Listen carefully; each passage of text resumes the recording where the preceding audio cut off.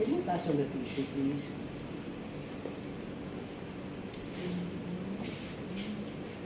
Right. So first thing that I will do now is apply my eyeliner very close to the lash line. And again, just following your eyeball and tracing your eyeball into the crease area. So you want to just trace that, just like so. Okay?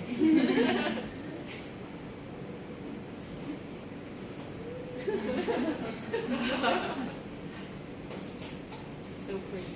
Get a clean brush and just smoothen the edges. It's important that you do this kasi kung gumagamit kayo ng light, tendency the liner will dry fast. You know? So you have to just go just like so sa corner. Okay?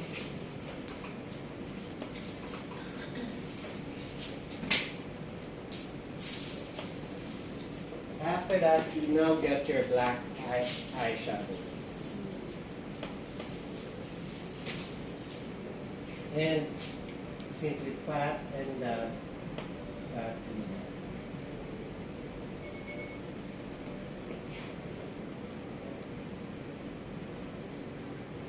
so, para lang siyang foundation or concealer na sineset nyo ng powder. Okay? For those who are worried na baka kumalat yung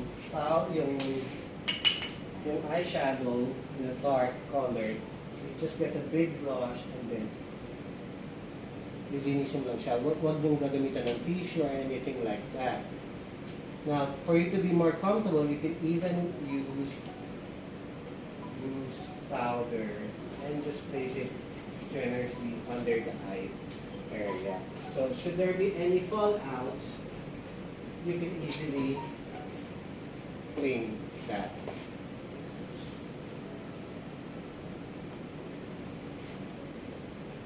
How would you know if it's enough? Kung basta makita mo na wala nang masyadong gap. Because sometimes the liner will have like skin gap.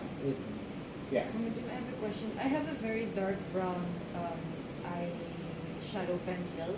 Can I use it as a base and then black powder on top of that? Or Yes.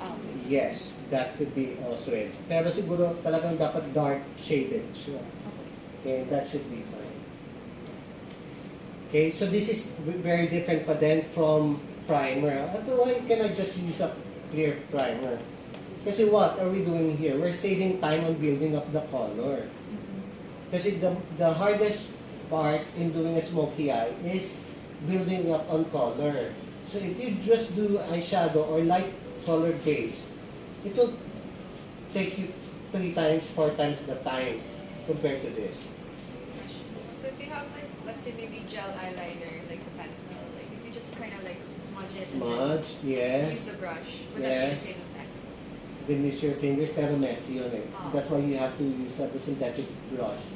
Just to clear the edge or to blend the entire, kasi kung pencil, tricky yan.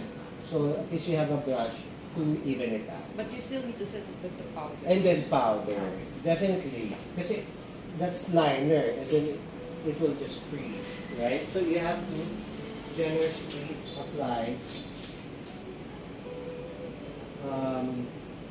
this the powder, the eyeshadow. Sir Jim, I have a question Go about ahead. Is it necessary to really put the eyeliner or can you go straight to the powder?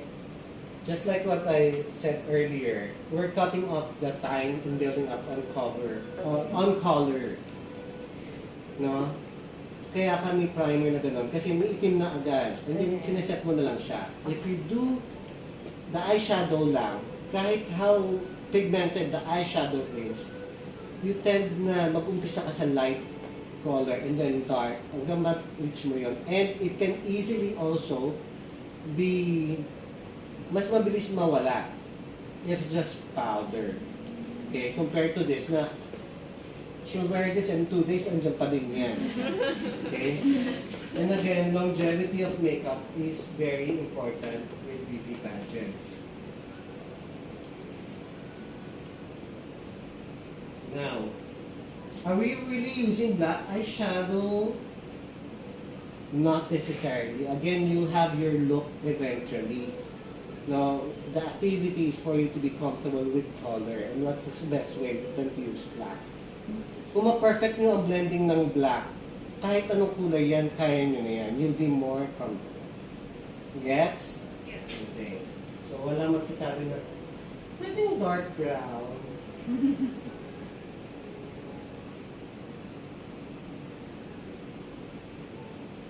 So, do you see the difference?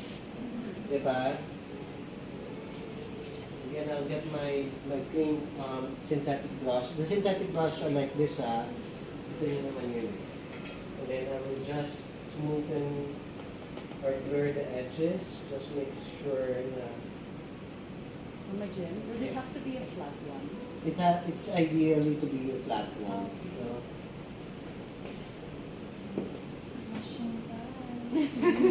Alright, again, the eyeshadow. Can you hold this for me? Okay. And then, like that and that. So, wag yung gagawin na tumaganon-ganon kayo with the black or dark eyeshadow. Dahil pupunta sa gilid yung mga dust mo. No?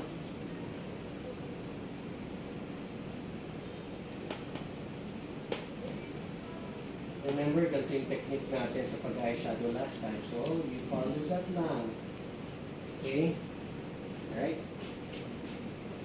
Now that I have that, get another brush, and then I'll use a highlight color.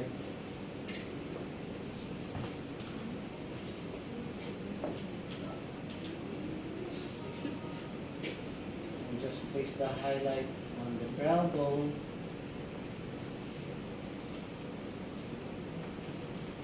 Right? And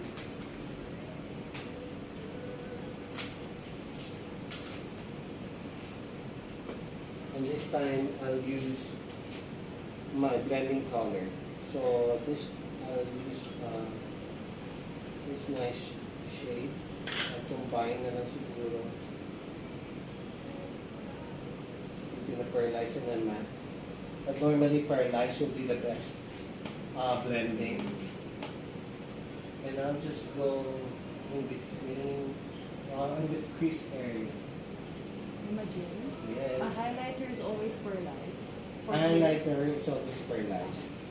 Para smooth lang siya. Now the blending color could be pearlized, could be matte. Matte if you're advanced. Combination if you're transitioning, para ganyan. But para lang hindi kayo mahirapan, you go with the pearlized. And then blending, again, you're not touching this part, you're not touching that part. Just go to the crease area, into this, pagdating nyo sa gilid, you can flick it. Okay? So do we see the difference? Yes. Okay? So we have definition. Important. The po. But we have a nice blended one. Okay?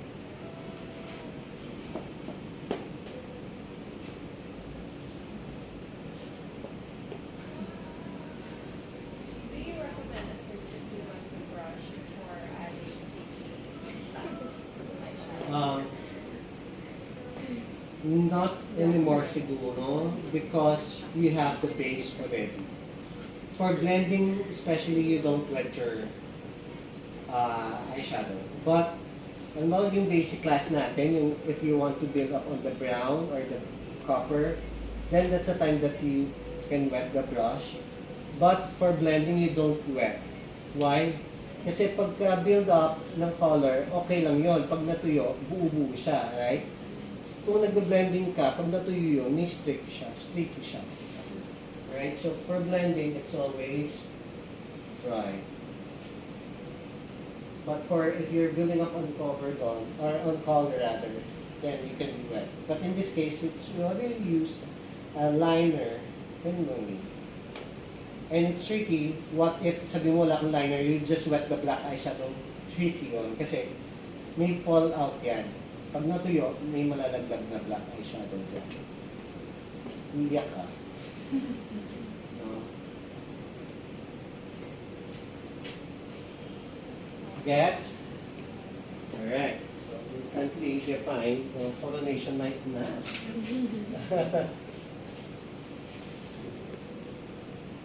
Kahit sa kanya iba yung tinuro ko sa kanya. May full surprise, no? Are you practicing that? Okay, good.